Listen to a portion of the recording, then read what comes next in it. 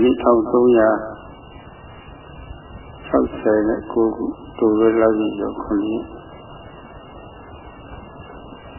28 လခရစ်နှစ်2008ဇာတပတိနေ့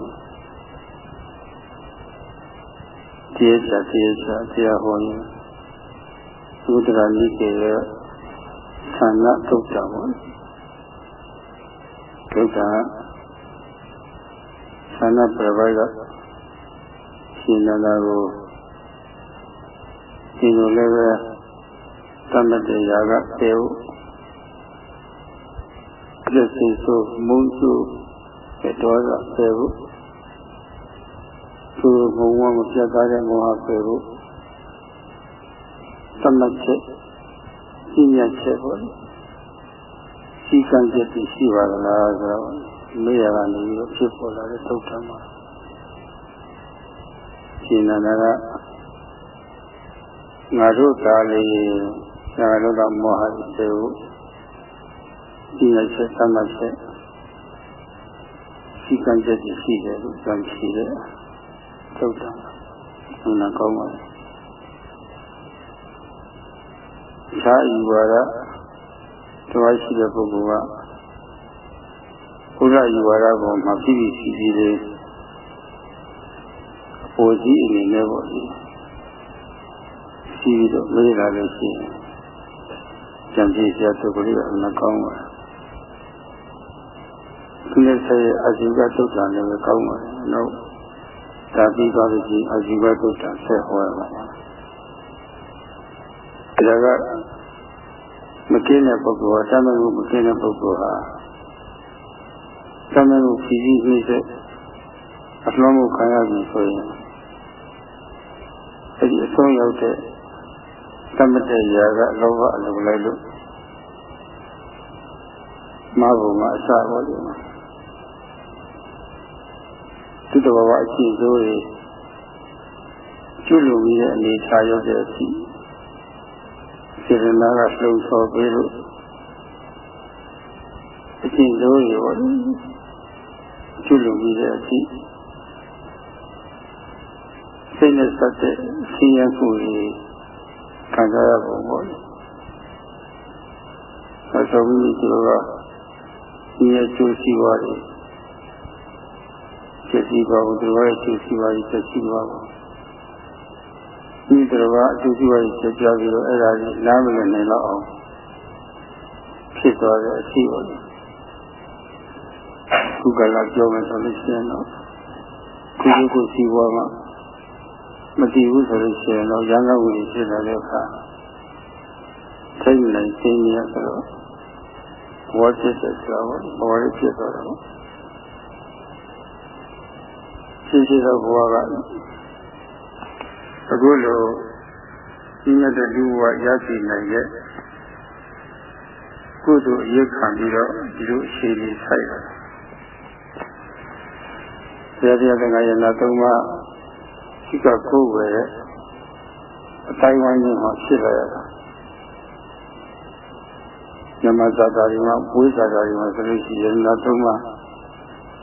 ဒိဋ္ဌာရဲ့မဂ္ဂမိကေမတ္တမိကေပတ္တသဏီဆိုတော့ဥဒိဋ္ဌာကြီးကိုဝေးတော့ဘုရားမိဘအတိုင်းဝိုင်းကြီးဒီကတော့တရားကြောင့်တန်ခါကြောင့်လေးဆင်းရဲဘဝသိရနေပြီးတော့လည်းနောက်ကိုသိနေတော့တဲ့အခြေအနေရှိတဲ့အခါမှာတရားရဲ့ကုံတော်တရားရဲ့ကုံတော်သံဃာရဲ့ကုံတော်ကိုသိတာအထူးသဖြင့်ဆိုတာကဆိုတာရကောင်းမှကောင်းကြတယ်ကောင်းတာကကောင်းတာရကောင်းမှကောင်းကြတယ်ဆိုတော့ကောင်းဆုံးတဲ့ကံတိမှာခံစားကြရတယ်ဆိုတော့ဒီဘာဝအကျဉ်းဆုံးကိုယ်နှုတ်စိတ်ဓာတ်အကျဉ်းဆုံးကိုယ်နှုတ်စိတ်ဓာတ်အကျဉ်းကောင်းပါဘူးအပိုင်းရှိတဲ့ကကျဉ်းစိုးတွေဖြစ်ဖို့ရတဲ့လှုပ်ဆော်တဲ့စေနာစိုးတွေကျဉ်းကောင်းတွေဖြစ်ဖို့ရတဲ့လှုပ်ဆော်တဲ့စေနာကောင်းတွေပါဒါကလေးကအလကားဖြစ်သွားတယ်နဲ့အဝ ဘကျိုးပေးနေတော့တတ်တိဒီကလေးပေါ့ကောင်းစုအမျိုးမျိုးပြုရဲ့စေတနာရှင်ဆန္ဒမှာညှို့နှံပြီးတော့ချုပ်ခွဲသွားတာအဲ့ဒီစေတနာအရာပဲကောင်းတဲ့စေတနာဆိုလို့ရှိရင်စေတနာကောင်းဆိုရင်လူဘဝရှိနေတော့ဖြစ်နေတော့ကုသိုလ်စေတနာလူဘဝလာရှိနောက်ဘဝဖြစ်နေတဲ့စေတနာဆိုနောက်ဘဝဖြစ်အပေဘဝဖြစ်နေတဲ့စေတနာဆိုအပေဘဝဖြစ်ပါဒီတဲ့အစဉ်ရတဲ့ဇာတရားကြီးအားထုတ်လို့အဲဒီဇာတရားကြီးဖြစ်နေတော့ဆုံးဆော်ရစေတနာလေးရတယ်ဆရာဇမဘုံမှာဖြစ်ပေါ်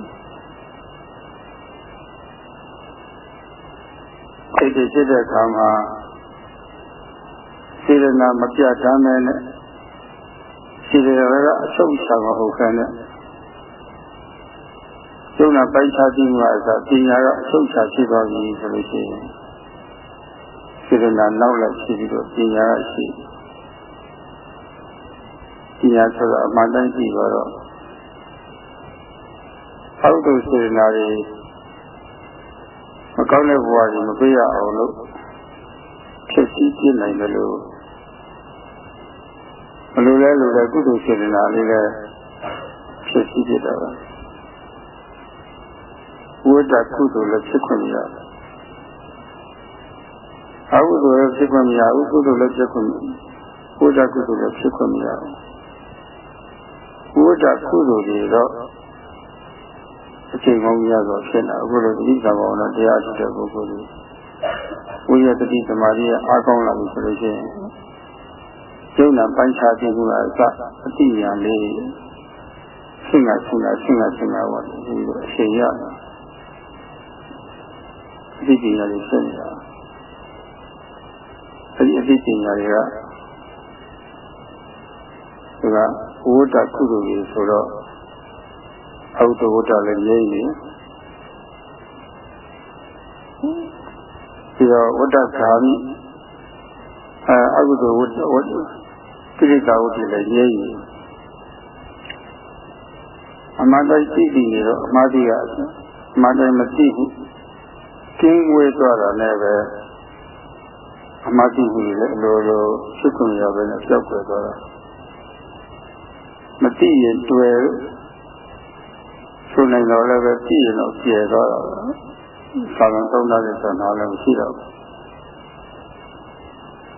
တွေ့ပါမှဆွဲလောက်မှုဖြစ်တော့မတွေ့ပြီးတော့ဆွဲလောက်မှုလည်းဖြစ်တော့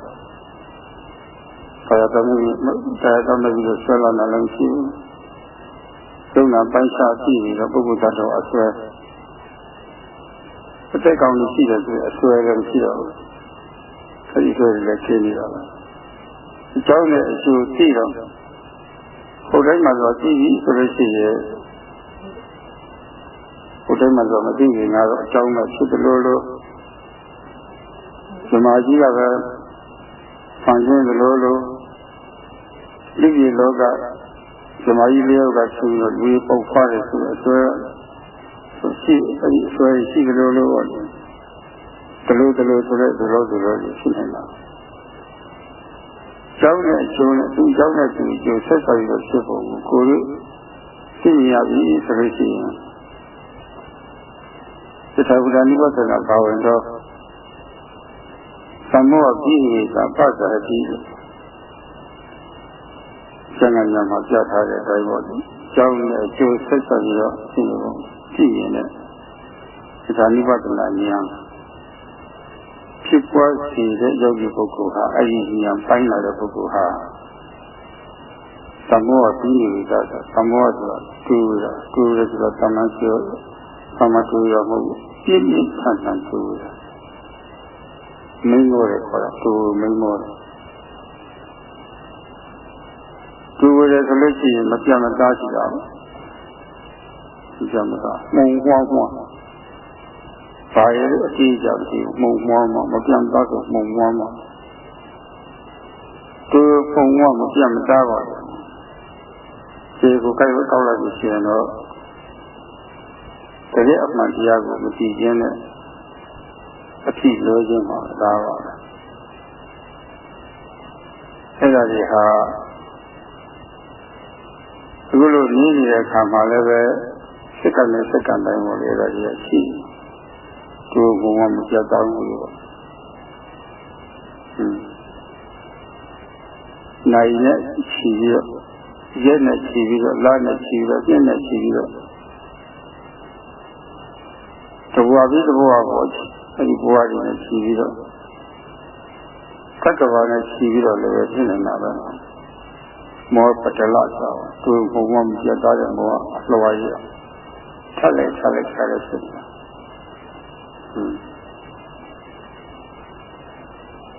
ဒါတော့အကြောင်းနဲ့အကျိုးအမှန်ကြည့်ရင်သွားတာလည်းဘုလို့အဲ့ဒီအထက်လိုက်သူ့ဘုံမမပြတ်မှုကြောင့်တိမာနဲ့ယုံမှားပေါ့အဲ့ဒါကြီးရတော့တိမာဆိုတာ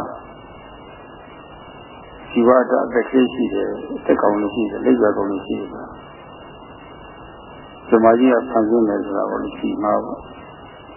တိမာမှာတော့ယုံမှားလည်းဖြစ်ပြီပေါ့အလွယ်ကြီးယုံတော့တာပဲတိမာရင်ယုံမှာတွဲနေတာဆိုတာတိမာယုံမှာအဲ့ဒါကြီးကဘောအဆက်ဆက်အပိနိဝေဒဆိုတာတဲ့ကြီးစူးဝင်တယ်အဲ့ဒါကြီးစွဲနေခွာပါတော့စူးဝင်တယ်တဲ့စူးဝင်လို့ဆိုစူးဝင်တာအနည်းနဲ့ကြီးစူးဝင်တာတော့ချုပ်မရတော့ဆွဲချုပ်လို့မရတော့ပြင်းထန်တယ်အဲ့ဒါသံမောအပိနိဝေဒခေါ်ရတယ်မသိမှုတွေကအထက်လိုက်ထားလိုက်ဖြစ်နေတော့အမှန်တန်ထူထဲတဲ့မောဟကြီးဖုံးထိထားတော့သူ့ဘုံမပြတ်သားမှုရဖုံးပြီးလာတော့မိမောမှုပတိမှုစီမမှုမိမောမှုအဲ့ဒါကြောင့်မောဟကလုံးဝမသိတာတော့မဟုတ်ဘူးသိတော့သိတယ်သိမှာလို့ရှိရင်ယုံမှာလို့ဖြစ်တော့တာအဲ့ဒီသံမောပြည့်ဝေတိုင်းချွတ်ထွက်တော့ပယ်လိုက်တယ်ဆိုတော့ချွတ်ထွက်တော့အဲ့တတပန်ကြလို့ရှိရင်တော့လုံးဝလို့ခါလေးချွတ်ထွက်တော့သံမောပြည့်ဝေတော့ပယ်လိုက်ဒီကျပရိကညမိုင်းလောက်ရောက်လာရင်လည်းခါလေးချွတ်ထွက်တော့ပဲအဲ့ဒီအကြည့်ညာလေးပန်တိုက်ဖြစ်နေတဲ့အခါမှာသူမုံသွေးဝေလို့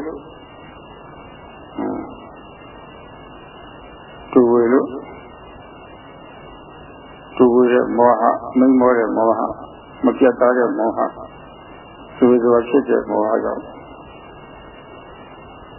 မောဟကြောင့်ကတော့သူမောဟမဖုံးနေတော့မတွန်းနေတော့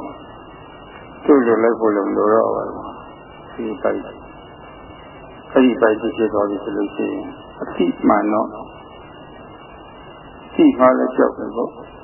သိမှလို့ယုံမှဖြစ်ရတာကိုအလွဲကြီးယုံတာသိမှကြောက်တော့တယ်ယုံမှလည်းကြောက်တော့တယ်သိကောင်းတာဆရာကြီးရတော့တယ်အဲ့ဒီယုံမှဟာသိမှလို့ယုံမှရဟာဘောဆက်ဆက်ကအခုလိုခရဏမိတ်တာမတွေ့သေးလို့ရှိရင်ခရဏမိတ်တာကြီးက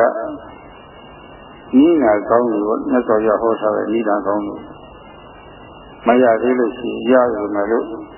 လက်တွေ့မရှင်းသေးမရှင်းလုံးသေးဘူးဆိုလို့ရှိရင်တော့အဲဒီမရှင်းလုံးတဲ့ပုဂ္ဂိုလ်မှာတွေ့ဝဲတွေ့ဝဲမိမောမြမိမောမတရားရဲ့ဘုံမှာမပြတ်မသားဖြစ်နေတော့တာပါပဲကွာဆိုတော့ကြောက်ကြကောင်းတဲ့တရားပါပဲကွာဒီတော့ဇာကကြီးဖြစ်ရတာလည်းပဲမှန်တယ်မကြည့်လို့တောင်းဆုံးအာရုံတွေမှာအဖြစ်ကြီးမမြင်လို့မှန်တယ်မမြင်လို့တမရတာပဲဖြစ်ဖြစ်ဆုံးမုန်းနေတဲ့သဘောကြီးဖြစ်ရတာလည်းပဲအမှန်တယ်မကြည့်လို့ဖြစ်ရတာပါပဲအမှန်တိတိသွားပြီဆိုလို့ရှိရင်တော့အမှန်တိတော့အလွဲကြည့်တဲ့ကြောက်တာကဒီမှလည်းကြောက်တော့ယူဆရတယ်လည်းပဲကျုံမှမှုတွေလည်းကြောက်တော့တော့အကြောက်သွားပြီဆိုလို့ရှိရင်လမ်းဆောင်သွားပြီပေါ့ဆိုဒီနေ့မောဟလွှမ်းမိုးလို့ကိုယ်ဝေမိန်မောတဲ့ပုဂ္ဂိုလ်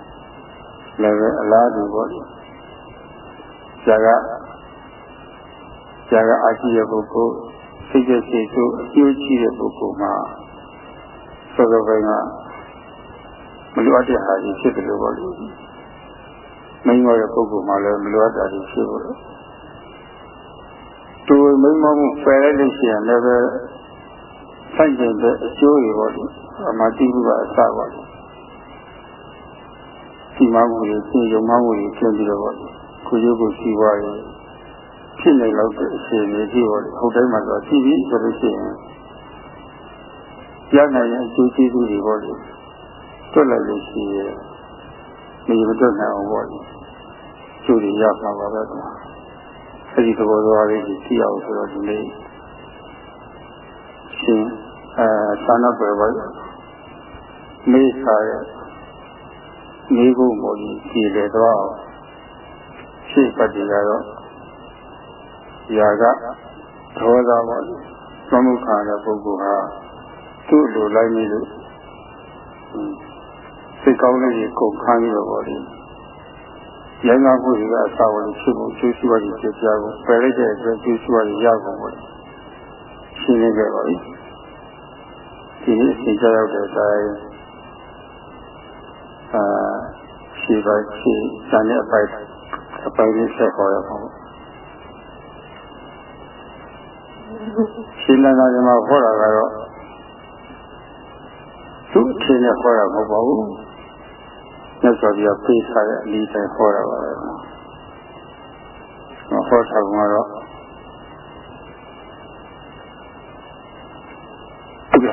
ဘူဟောခေါ်အောင်တော့မောဟိနာအဓိပူတော့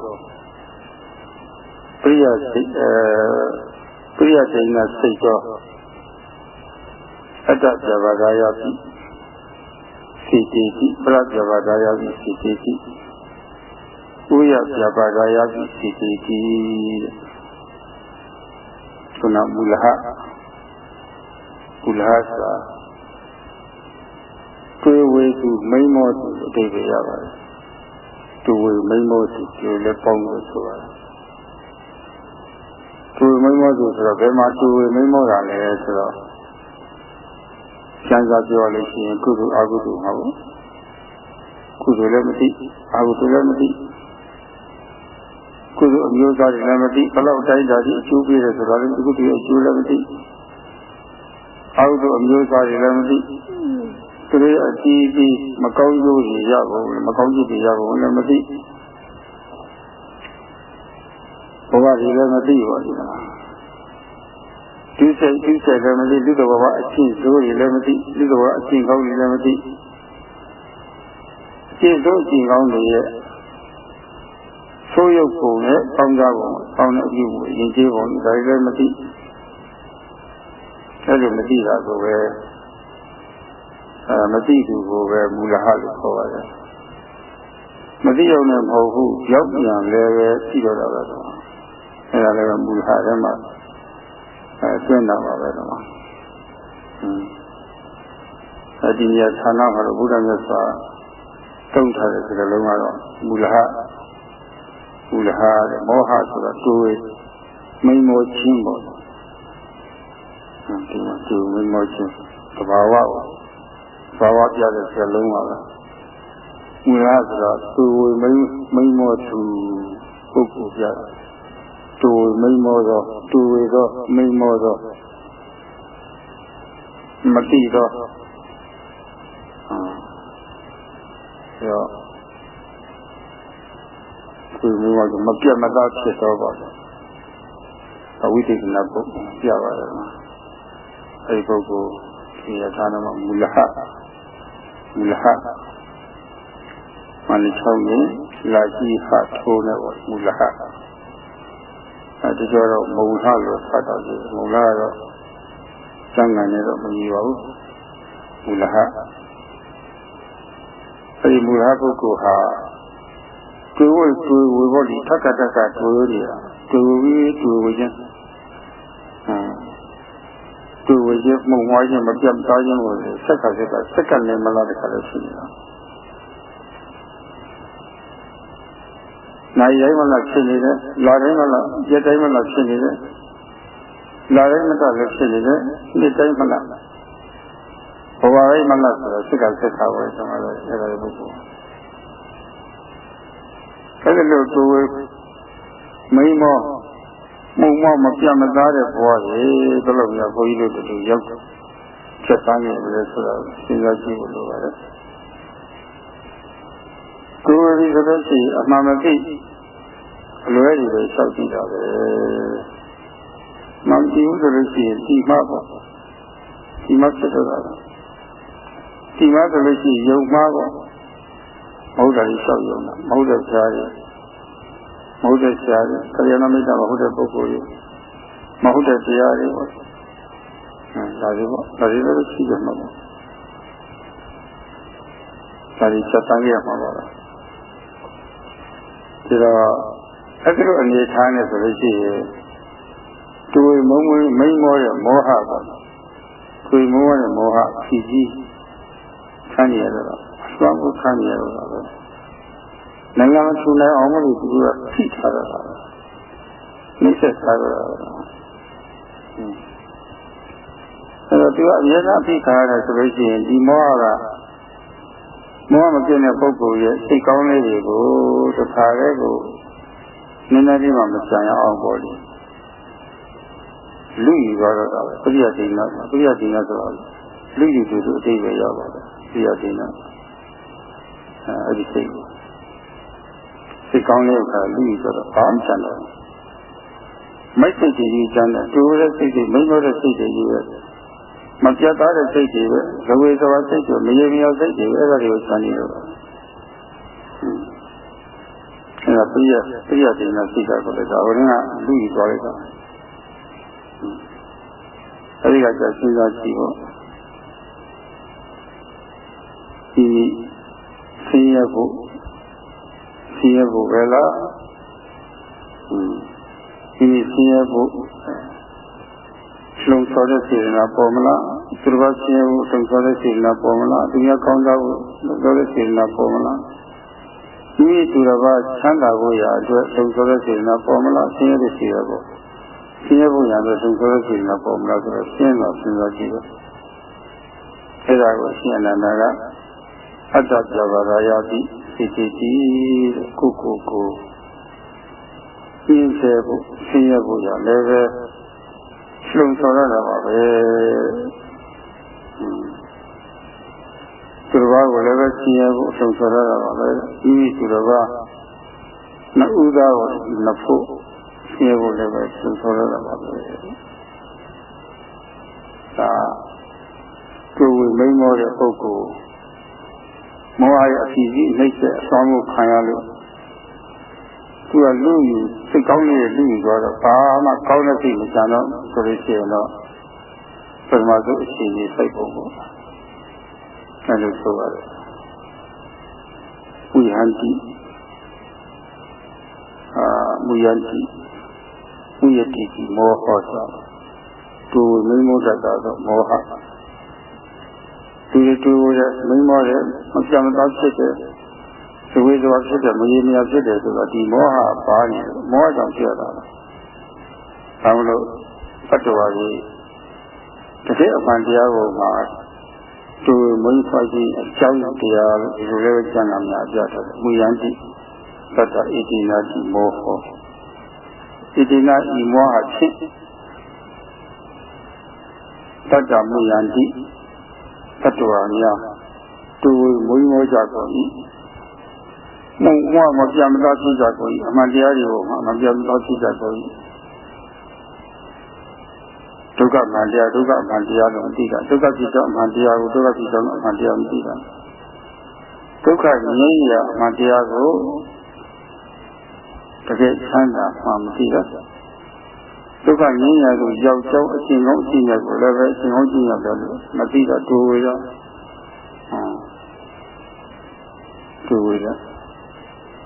မိန်မောတော့ဒီတော့မုံမောမဖြစ်တာမပြတ်မသားဖြစ်တာအဲ့လိုမပြတ်မသားဖြစ်ခြင်းအကြောင်းမောဟလို့ခေါ်ရတယ်သူပုံမောကိုတက်တက်လည်းမောဟလို့ခေါ်ရပါပဲဒီမှာအဲ့ဒီမောဟဟာ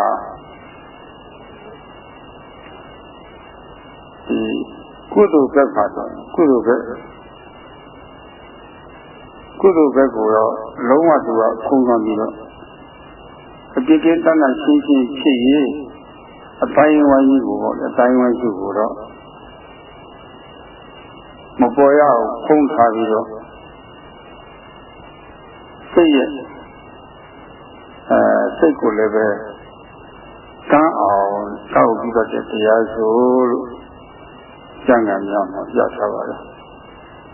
တကယ်အသိဉာဏ်ပေါ်တော့အန်တို့ဆိုလိုပါတယ်ကွာ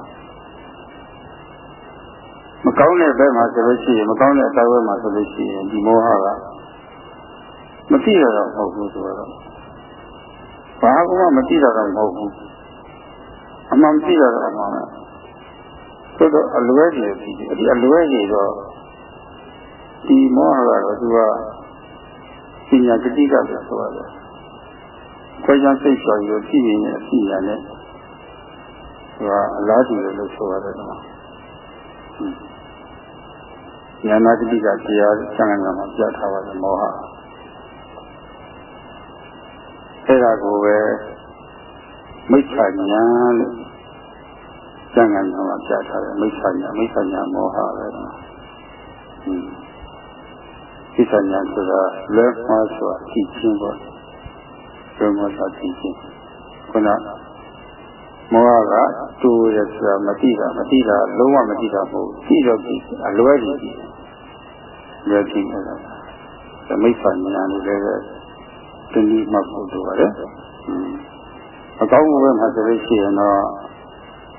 သူကဤမျိုးမျိုးနဲ့ပေါ့လေစံဆောင်ပြီးတော့ပေါ့လေအောင်မြင်နဲ့ပေါ့လေသူတို့အနေနဲ့အောင်မြင်ဆောင်ရွက်တဲ့သူကတော့ဥပါယစိတ်ဓာတ်လည်းဆိုရတယ်ဥပါယစိတ်ဓာတ်ဒီလမ်းကောင်းကိုကျန်ဆနိုင်တဲ့အကောက်ဉာဏ်တစ်မျိုးပေါ့အကောက်ဉာဏ်တစ်မျိုးအလင်းဉာဏ်တစ်မျိုးအလှည့်ဉာဏ်တစ်မျိုးပေါ့ဒီလိုလည်းဆိုထားပါတယ်ဒါဒီတော့ထားပါတော့အဲ့ဒါပတ်သက်ပြီးပြောကြလေးအများကြီးရှိပါတယ်ကွာဒီအမှန်ပြလို့ရှိရင်ဒီမှာပြလို့ရှိရင်ယုံမှဖြစ်တော့တာပါပဲတခုကလည်းဆွဲတော့တာပဲကွာအခုကောင်းကင်ကဒီမှာကြီးဖန်ဆင်းတဲ့ဆိုတာပါသူတို့အလိုရပြောင်းဆိုပြီးတော့ကြည့်ဒီပါဒီနဲ့ပူဇော်ကြတာပါဒီဆိုတာကရှိမှာတော့ယုံမှရရှိပြီးတော့ဘောဒီကိုကောင်းစားရေးနဲ့ကိုွယ်တဲ့ဘုရားကြီးဟောဒီအလိုရဖြစ်ရေးအတွက်ဆိုပြီးတော့အလွယ်ကြီးလျှောက်လုပ်ကြတာတွေအများကြီးပါပဲတော့ပြောမယ်ဆိုလို့ရှိရင်တော့အဲ့ဒီလိုအတိုင်းဝိုင်းနဲ့မှာရောက်မသွားပဲနဲ့ဆိုတာကြီးကဆိုတာရကောင်းမှကောင်းကြတယ်ကောင်းဆုံးတဲ့ကံစီမှခံစားကြရတယ်ဆိုရဲသမထကသမာဓိရှိပါလေလက်ကင်ရှိရဲ့ဘုရားသာသနာဝင်တွေပဲထဲမှာလူလာဖြစ်ရတာဟာသိကံကောင်းတယ်သိကိုကံကောင်းတယ်ရရှိတဲ့ဒုဘဝလေးကိုသိကြတဲ့အမြတ်တွေထွက်အောင်လို့ထွက်နေအောင်လို့ပါလေကလျာဏမိတ်္တခေါ်တဲ့မိကောင်းစီကောင်းဆရာသမားကောင်းဒီရတယ်ဆိုလို့ရှိရင်အမြတ်တွေနည်းနည်းထွက်လာနိုင်တယ်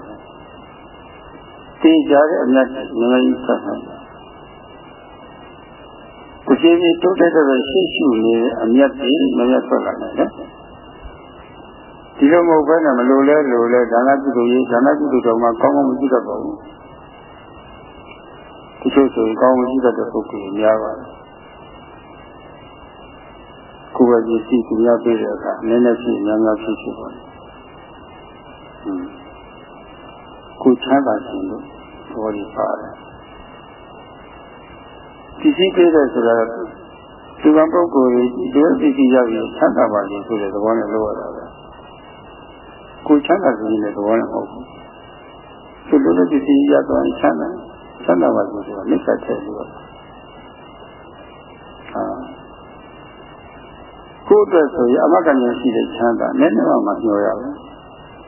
ဆိုတော့အမကဉာဏ်ရှိတဲ့ချမ်းသာကိုတော့လုံးဝညှော်ရပါတယ် ဒီကုသိုလ်ဟာနိဗ္ဗာန်အထောက်အပံ့ဖြစ်ပါစေကိလေသာအပူကြီးချုပ်ရဖြစ်တဲ့နိဗ္ဗာန်အထောက်အပံ့ဖြစ်ပါစေဆိုတော့ဒါတော့ရဲတာလက်တက်ကြည့်ရတယ်ဘာဖြစ်လို့လဲဆိုတော့သူကအမဂ္ဂရရှိချမ်းသာ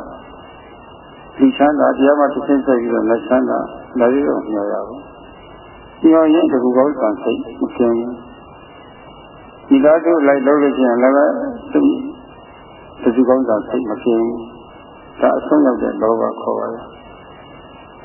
သူတို့ချမ်းသာပါစေဆိုတာပါလို့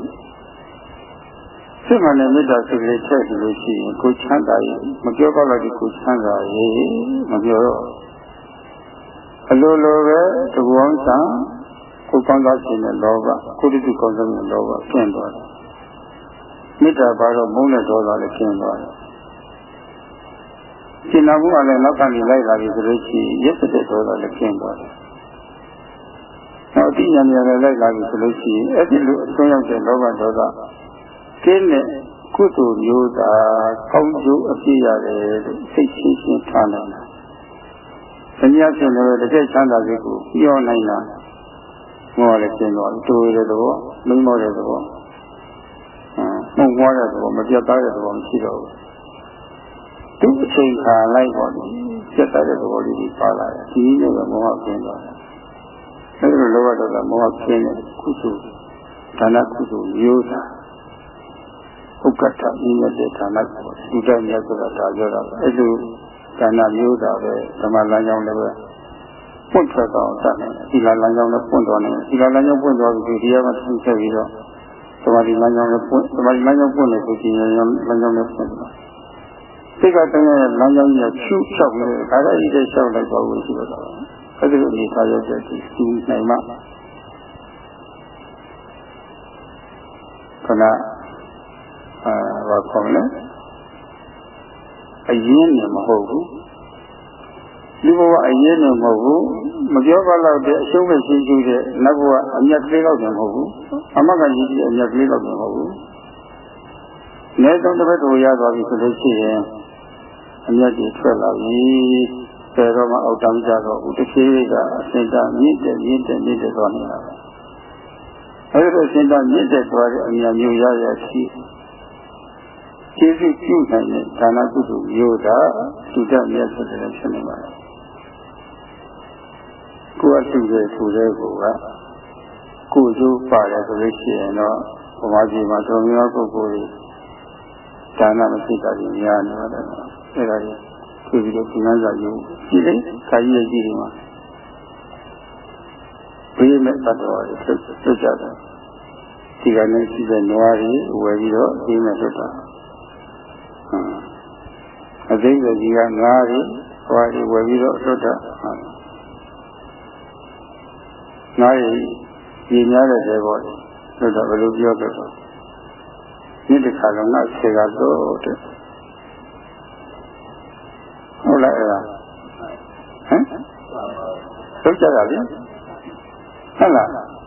ဒီတစ်ခါတော့ငါဆေကတော့ကိုယ်ကတခါလို့တဲ့ဓမ္မဆေကကူကအမြတ်ထုတ်ရှင်နေစီကောင်းလာလို့တော့ကောင်းရလားအဲ့ဒီဟာမျိုး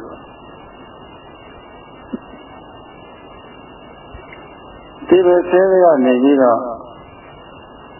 ကျေတင်လိုက်တာပေါ့ဒီမှာအဲဒီလို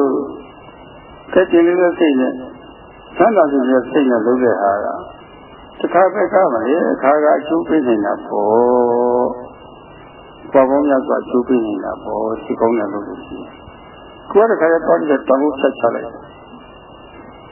တောင်းဖို့ဆက်တယ်ဆိုတာကပြည့်နေပြီးတော့ဆက်တာမဟုတ်ဘူးဟုတ်လားပါလေတောင်းဖို့ပြည့်ချပြီးတော့ဆက်ချလိုက်အဲ့ဒါမျိုးရှိတယ်ဘယ်သူကသင်ထားလည်းမသိပါဘူးအဲ့ဒါက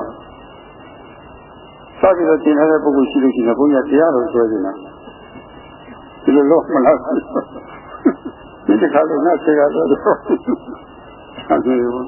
ရုပ်ရှိတဲ့မျိုးသမီးတွေပန်းလာတဲ့တရားတွေပန်းလေးတွေလှပါလေဒါကြောင့်မို့ဖို့ရှိတော့အများရဲ့အမေးခံပါလို့ဒီလိုတော့သူကဘုမဆန်ရွယ်လို့သူတောင်းပေါ့အဲ့လိုသူတောင်းတော့ခါရနောက်ကျတော့သူ ကျက်တာစိတ်တာပဲနောက်ဘဝကြတဲ့ခါကျတော့သူ့တောင်းလို့ကျက်တာတွေဖြစ်တာကြီးအများကြီးတော့ပဲအဲ့ဒါပြောမယ်ဆိုအများကြီးပဲဒီမှာဒီတော့မတိတတ်ဘူးတော်ဆိုးတော်ကိုဆိုးတယ်မတိတတ်ဘူးမတိဘူးဆိုမှသိဆိုတာပဲအဲ့ဒီလိုမတိမှုတွေရမောဟပတ္တလဆိုတာပေါ့တူမိမောမှုကြီးအထက်စွာကြီးတွေဖြစ်နေဆိုလို့ရှိရင်ဒီလက်ထက်လာကြီးကိုခေါ်ရတာသိမလို့ဘူးဒီအတော်မှုခံရပြီဆိုရင်သူကအကုန်လုံးစိတ်ကောင်းကြီးမှလည်းလူယူတိုက်ခိုက်တော့ဘာမှမကြံတော့ဘူးဟာအဲ့ဒါမကြံတဲ့ပုဂ္ဂိုလ်ကကိုလည်းပဲရှင်းစေဖို့ဒါကြီးလို့ရှင်းဖို့ရလည်းပဲသုံးချောတတ်တာသူတော်ကိုလည်းပဲရှင်းစေဖို့ဆင်းရဲဖို့ရလုံဆိုရတာဒီသူတော်ကဟုတ်ပြီလို့ရှင်းရဲဖို့ဆင်းရဲဖို့လည်းပဲလုံဆိုရတာပါပဲခုကလာလုံနေတာဒါကြီးအဲ့ဒါကြီးပေါ့ဒီကုန်းဆောင်စိတ်ကြီးလည်းပြီးတော့မေတ္တာကရုဏာခေါင်းရတဲ့အတွက်မကန်းကန်းအကြီးကိုအများကြီးပါပဲကွာကိုလည်းမသက်သာဘူးသူလည်းမသက်သာဘူးနှမျိုးလည်းမသက်သာဘူးပေါ့လေဒါပဲနောက်တရားမှာဗာဆက်ဖြစ်သေးတယ်လို့ဆိုတော့ရှင်နန္ဒကဆက်ခေါ်ပါတယ်မောဟိပရှိနေမြို့တပြပါဒာယတိစိတ္တိတိပရပြပါဒာနပရပြပါဒာယတိစိတ္တိတိနဥရိယပြပါဒာယတိစိတ္တိတိမောဟကိုပယ်လိုက်လို့ရှိရင်မောဟပယ်ပြီးတော့နောက်လာပါလိမ့်မယ်သူမိမောတဲ့နေရာမှာမပြတ်သားတဲ့နေရာမှာဟောဒီပြတ်သားမှုအစားထိုးလိုက်လို့ရှိရင်မတိနေရာမှာအတိအစားထိုးလိုက်လို့ရှိရင်လည်းဆိုကမ္မတက္ကရာသမာဓိတိအစားထိုးလိုက်လို့ရှိရင်ငါကဘာမှမသိတာဟောဒီကုသအကုသလည်းမသိသူရဲ့ကောင်းကျိုးဆုပ်ပြလည်းမသိဘာမှမသိတဲ့နေရာမှာကိလေသာမိစ္ဆာခေါ်တဲ့မိကောင်းစုကောင်းဆရာသမားကောင်းနေရလို့ကုသိုလ်လေးအကုသိုလ်လေးကွဲသွားပြီဆိုလို့ရှိရင်ကမ္မတက္ကရာသမာဓိတိအလင်းလေးရတာပဲငါကဘာမှမသိတဲ့သူမိမောမှုမောဟနေရာမှာအဲ့ဒါကြီးအစားထိုးလိုက်တယ်ဒီအလင်းတက်လေးရတာတော့သက်တာမယ်မဟုတ်လားဒီမှာသိချင်းဆက်ပြီးတော့ဇာနာသမာဓိစံလေးကြီးယောဂီစံလေးရောက်အထောဥပဒနာသမာဓိကြီးယုံနာတရားတွေပေါ်မှာဆုံးကျုပ်တဲ့တွေပေါ်မြေပုံရှင်းဖို့သူတော်တိုက်ဖြစ်ပုံပါစစ်စစ်ကြည့်နေတဲ့ဥပဒနာဉာဏ်ကြီးအစားထိုးရလို့ရှိရင်အဲဒီမှာသိချင်းဆက်ပြီးဥပဒနာဉာဏ်ကြီးကျပြီးတော့အနည်းဆုံးတစ်ပတ်ထူရသွားပြီဆိုလို့ရှိရင်ဟောဖြစ်နေတယ်မောဟကိုပယ်လိုက်တာမောဟကျင်းသွားတော့မောဟကျင်းသွားမယ်ဆိုလို့ရှိရင်ခုနဒီမီကိုရှင်းတဲ့ဆင်းရဲကိုရှိသူတော်ကိုလည်းပဲရှင်းတဲ့ဆင်းရဲကိုရမလုံးစောဒီမီသူတော်ကဆိုတော့ရှင်းတဲ့ဆင်းရဲကိုရလည်းပဲမလုံးစောတော့ဘူးရဲ့အဲ့ဒါကောင်းတယ်ဒီလိုတော့မောဟမကင်းသေးဘူးဆိုလို့ရှိရင်နောက်ဘာလို့ဆက်ရှင်နိုင်တော့ဘာလို့ဆက်ရှင်နိုင်လဲဘောမမရှိဘူးဆိုလို့ရှိရင်တော့ခမရကသမာဓိတိတော်မှမရှိဘူးဆိုရင်ကောင်းတာပြေကောင်းရတဲ့ဆိုးတာပြေဆိုးရတဲ့ဆိုအဲ့ဒီတော့မှမရှိဘူးဆိုရင်ဘယ်လိုဆက်ဖြစ်လာနိုင်လဲတို့ဘယ်လိုဆက်ဖြစ်လာနိုင်လဲတို့ဒီစိတ်မတည်ဘူးဆိုလို့ရှိရင်ဘယ်လိုဆက်ဖြစ်လာနိုင်လဲတို့ဒီစိတ်ကတူမိမောနေတယ်မပြတ်မသားရှိသေးဖြစ်နေရဆိုလို့ရှိရင်ဘယ်လိုဖြစ်လာနိုင်လဲမထိန်နိုင်မသိနိုင်ဖြစ်ပြီးတော့ကာယတိစိတ်ကြီးဘာလို့ဆိုကာယတိစိတ်ကြီးရှင်းမှာမလားတောင်းကိုဝိသစလာမှုရောက်လာဝစီကလည်းပဲဘာလို့ဝစီတိကျကျဖြစ်လာမှာဝိသရီပြောလိမ့်ကျန်တဲ့ကြောက်ဖြစ်ချင်နေတာမထည့်အောင်ဂုံတိုက်ချိန်မောင်ဆဲဆိုဘာလုံးမယ်ညာလုံးမယ်ဆိုတော့အဲ့ဒါတော့တစ်စုလုံးတစ်မျိုးလုံးဖြုတ်ပြနေစားကြပါလိမ့်မယ်အဲ့ဒီပေါ့ဒီနေ့ပဲတရားကြီးပြောဆိုလူပိုင်းဆိုင်ရာအကျင့်စိုးတွေလည်းပဲလာတော့တာပဲစိတ်ပိုင်းဆိုင်ရာအကျင့်စိုးတွေကသူတော်ဘာကိုအပိုင်းသူတော်ရဲ့ဒီအပိုင်းရှိနေတာသူတော်ဘာဆက်ချင်တာဖြစ်ရှိနေတာ ကောင်းတာပြီးတယ်ကောင်းကျိုးမြတ်ဆိုးတာပြီးတယ်ဆိုးပြီးရဆိုတာငကိုယ်လေးကမောဟကကိုယ်မိမောတဲ့သဘောကဖြစ်လာတော့ခုနသိရပြီးရောဆိုတာပေါ့အမှန်တိုင်းသိမှုသိမှမှုဖြစ်ပြီဆိုလို့ရှိရင်သိရပြီးတာပဲဆိုတဲ့ယုံမှားမှုလည်းပဲဖြစ်တော့တာပါပဲအလွဲကြီးလည်းပဲယုံနဲ့ယုံလာတော့တာပါပဲအဲ့ဒီဖြစ်လာတော့တာပါပဲဆိုတော့ပြီးတော့တူမိမောတဲ့မောဟမပယ်နိုင်ဘူးဆိုလို့ရှိရင်ဆက်ပြီးတော့ဖြစ်နေတာတော့ခုနကာတုစိတ်သုံးပါးကိုလည်းရှိပြီးတော့တာပတိကျရေးပါလေရှိပြီးတော့တာမနတိကျသုံးပါးလည်းရှိပြီးတော့တာပါပဲရှောင်ရင်တော့အဲ့ဒါကြီးရှောင်လိုက်ပြီးသူစိတ္တကြီးဖြစ်လာတယ်ပေါ့ဆက်ပြီးတော့မရှောင်နိုင်ဘူးဆိုရင်ဘာဖြစ်ဖြစ်နိုင်လဲဆိုတော့မောဟရဲ့ဘောမှုခါရဲ့ပုဂ္ဂိုလ်ဟာလူဖြစ်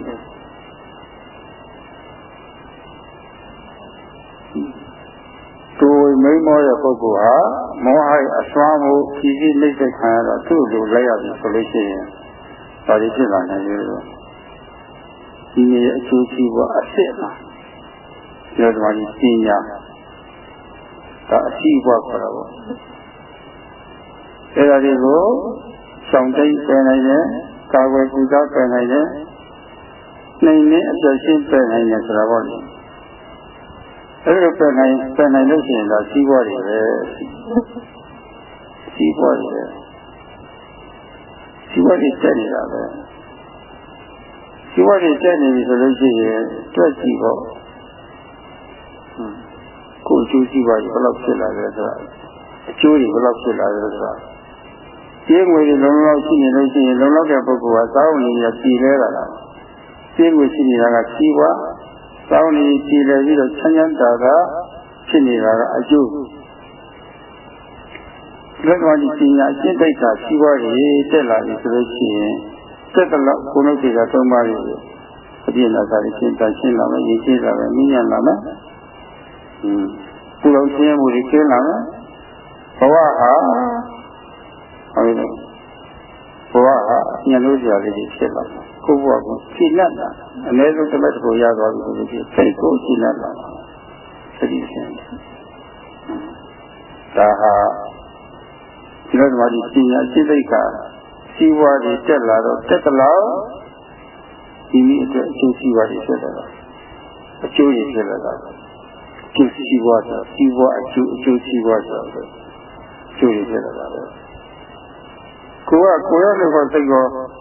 ထိတ်ချုပ်နိုင်တဲ့အတွက်အရှင်ကောင်းကြီးရှိတဲ့အတွက်ကောင်းတဲ့ကိုယ်လုံးစိတ်ကအပြုသရှင်းတဲ့ကိုယ်လုံးစိတ်ကအပြုလို့ရှိတဲ့အတွက်ဒီကျေလူညကိုယ်လုံးရှင်းမှုကြီးကျင်းတော့မြတ်စွာဘုရားဖြစ်ပြီးဆိုလို့ရှိရင်သူတစ်ပါးလည်းပဲစော်ကားလို့ကျိုးစီဝတ်တက်နိုင်တဲ့အခြေအနေတွေရှိနေတယ်အခုကိုတရားစီဝါတွေတက်ချမ်းသာအောင်လို့ပြုလုပ်ပြီးတော့ကောင်းတဲ့အမူအရာတွေရှိပြီဆိုလို့ရှိရင်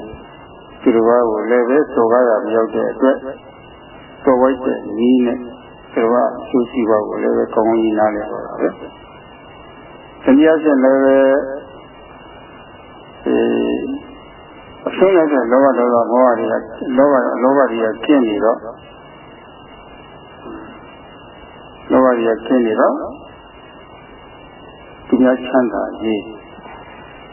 သူများချမ်းသာရေးမေတ္တာစစ်မှန်တဲ့မေတ္တာထားတာဒါတော့သိခံခွင့်အနည်းနဲ့ခံမှုရလည်းရှိနေတော့ရှင်းတဲ့သနာတတ်အတိရလည်းရှိတယ်အထူးသဖြင့်သူတို့ရဲ့အကျိုးစီးပွားနားလည်ပြီးတော့ရှင်းတဲ့သနာတတ်တဲ့ပုဂ္ဂိုလ်ဟာကုသင်းစာတရားတွေလည်းရှိပါနေတော့တာပါကိုဒီလိုအဆိုးရှိပါလို့ရှိကိုယ်ကိုယ်လည်းမစိုက်နိုင်လို့သူတို့ကလည်းစိတ်ရှာမှာမဟုတ်ဘူးဆိုတော့သနာစိတ်ဖြစ်လာတော့သနာစိတ်ကြီးရတဲ့ပုဂ္ဂိုလ်ဟာလက်လွတ်စပဲမောဟအလိုလိုက်ပြီးတော့ဆင်းရဲဒုက္ခရှိနေပြီဆိုလို့ရှိရင်တော့မောဟအလိုလိုက်ပါတော့မောဟအဖြစ်ကြီးခါပါတော့နော်မောဟရဲ့ဘာလို့လဲစိုက်ချက်ပြီးရခြင်းခါလို့စိတ်ကောင်းလေးကြီးဘာမှမရှိတာမဟုတ်တော့ဘူးမောဟကင်းတဲ့စိတ်ကလေးကြီးရှားနေတယ် အဲ့လိုရှိတဲ့ပုဂ္ဂိုလ်ဟာစိတ်မှနဲ့မေတ္တာအခြေခံတော့ရှင်းတဲ့သဘောရှိပြီဆိုလို့ရှိရင်ဘယ်တော့မှသူများထိခိုက်အောင်လုပ်တော့သူကဆောက်တော့တာပဲစိတ်မှနဲ့မေတ္တာရှိတယ်လို့ရှင်းတဲ့တနာမှုရှိပြေဝရှိတဲ့ပုဂ္ဂိုလ်ဟာသူတော်ဘာကိုမထိခိုက်အောင်ကာကွယ်ဆောက်ရှောက်ခြင်းဖြင့်သူတော်အကျိုးရှိပါကိုလည်းပဲကောင်းကောင်းကြီးနားလည်ရရောက်တဲ့ကိုယ်ကိုယ်လည်းပဲမမှားရအောင်ထိချုပ်လိုက်တော့အမှားကြီးဖြစ်ဘူးကောင်းတဲ့ကုလို့ရှိတဲ့အကျိုးကိုရှိပွားတယ်တက်လာပြီးတော့အဲဒီလိုအကျိုးတွေဖြစ်ထွန်းလာတယ်အဲဒါ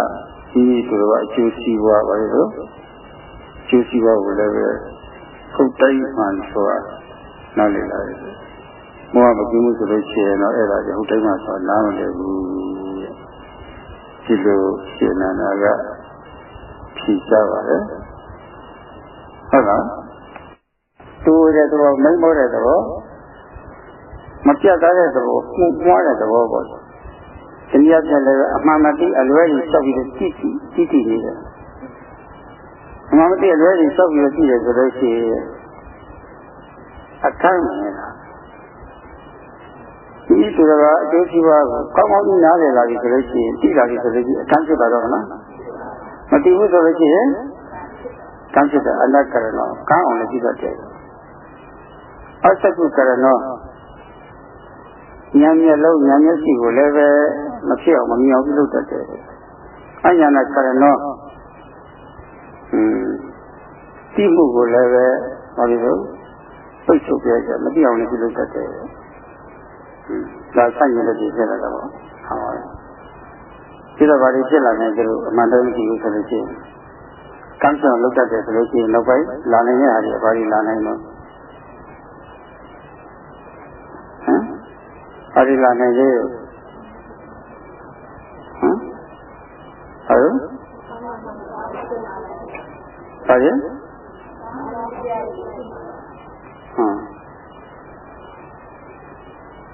ခွဲခြားစိတ်သာပြီးကြည့်နေတဲ့အသိဉာဏ်ဒါလည်းချုပ်ွယ်သွားပြီမလားအဲ့ဒါလည်းချုပ်ွယ်သွားရောတယ်ခွဲခြားစိတ်သာပြီးကြည့်နေတဲ့အသိဉာဏ်လည်းချုပ်ွယ်သွားပြီဆိုလို့ရှိရင်ခွဲခြားစိတ်သာပြီးကြည့်နေတဲ့အသိဉာဏ်ရှိလို့ရှောင်းနေတာရှောင်းတော့အန္တရာယ်မဖြစ်ဘူးပေါ့အကျိုးမဖြစ်ဘူးပေါ့ကောင်းတာလေးကိုယ်ပြရတဲ့ကောင်းတာလေးရေးလို့တော့ဘာဖြစ်လို့ကျိုးကြည့်ကြည့်ရှိတယ်ပေါ့ဒီတော့ဆင်းရဲစိတ်ကြိုက်တော့မတည်ဘူးဆိုလို့ရှိရင်တော့ဆင်းရဲတဲ့ရောက်သွားတာပဲကိုယ်ကိုရှင်းတဲ့တဲ့ရောက်သွားတာဝိကာတသတိခေါ်ဆိုတာပါလေဒါပါအဲဒီလိုရောက်သွားတာပါပဲဒီတော့ရှိရမှာလားဒီလိုဆိုလို့ရှိရင်ခန္ဓာကိလေသာမီးတွေလည်းမမြဲဘူးပေါ့တကယ်ချမ်းသာခြင်းမရဘူးအနိဗ္ဗာန်ချမ်းသာလည်းမရနိုင်ဘူးပေါ့ရှင်းရဲကြည့်တယ်အဲတော့မောဟကိုခန္ဓာကမ္မတက္ကသမာဓိကအစပါလေကမ္မတက္ကသမာဓိကနေပြီးတော့ဇာနာသမာဓိတရားမဥပဒနာသမာဓိမေဃသမာဓိဗလသမာဓိခေါ်တယ်အဲဒီအဆင့်အထိဖြစ်သွားပြီဆိုလို့ရှိရင်ရောက်ပြန်အနေနဲ့ပေါ့လေမောဟကိုပယ်နိုင်တဲ့အတွက်ခုနမောဟပယ်နေတဲ့အတွက်ရှိသွားပြီဆိုလို့ရှိရင်ဉာဏ်မရှိကမ်းမအောင်မလားအကမ်းမဟုတ်တော့ဘူးဉာဏ်မရှိလည်းပဲမပိတ်တော့ဘူးဒီတော့အော်မင်းကဘာမှမသိတာလည်းမဟုတ်တော့ဘူးဘယ်ချမ်းစိတ်ချပြီးတော့လည်းသိတာလားတရားရည်လည်းအထုတ်ပြီးဆိုလို့ရှိရင်ထူးခြားတာကဒီကမ္မဉာဏ်တရား၄ပါးထဲမှာ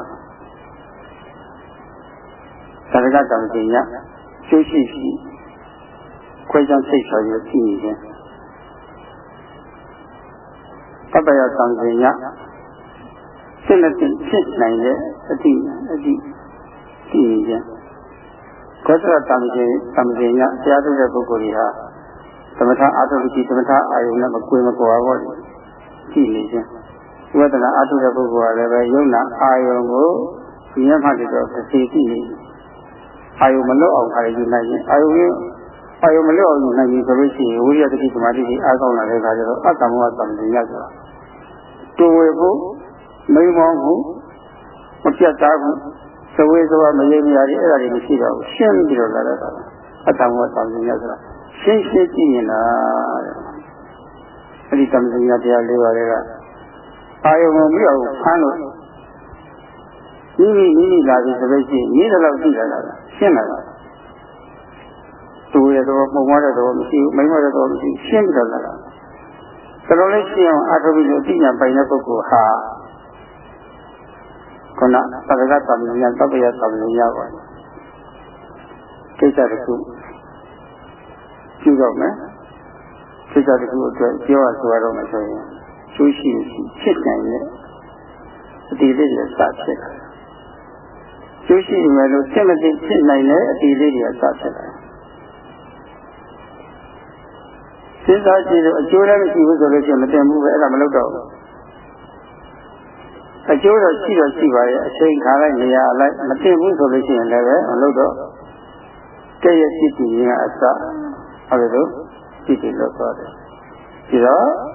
တရားရည်လည်းအားထုတ်ပြီးတော့တဲတဲကွယ်ကွယ်ရှိနေတဲ့ပုဂ္ဂိုလ်မှာထူးခြားတာကတော့ကိုယ့်အတွက်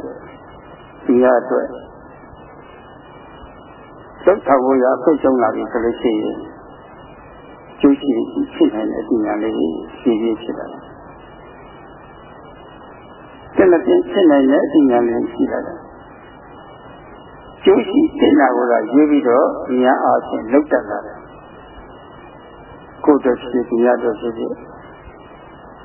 အဲ့တော့ကိုယ်တော်ဒီရတော့ပေါ့လေကျိုးရှိဖြစ်နိုင်တဲ့အဉာဏ်လေးရှိပြီးရှိလို့အဲ့ဒါလေးတွေကိုဥဒိဋ္ဌာပြီးတော့ပြုလုပ်မယ်ဆိုလို့ရှိရင်ဘယ်လိုနေမလဲဘုရားအဲ့ဒီလူမျိုးတွေများလာပြီဘယ်လိုနေမလဲဘုရားတိုက်ရင်ဘယ်လိုနေမလဲဘယ်လိုနေမလဲလို့ရှိကြသမှာအဲ့ဒီရှင်နေမရှိဘူးဆိုလို့ရှိရင်ဒါတော့အခုရှင်တွေပဲရှိတော့ဘာမှဖြစ်သေးကြမလို့တော့ဟုတ်လားသုံးနိုင်တဲ့ထိုးတော့ရှိကြကြဘူးလို့နောက်ကနမကဆွဲကြတစ်ခါကြာမှလုပ်ငန်းရှင်ရောထည့်ပြောမယ်နော်ဆိုပြီးတော့ဒါတော့ဖြစ်ပုံလေးတွေပေါ့လေ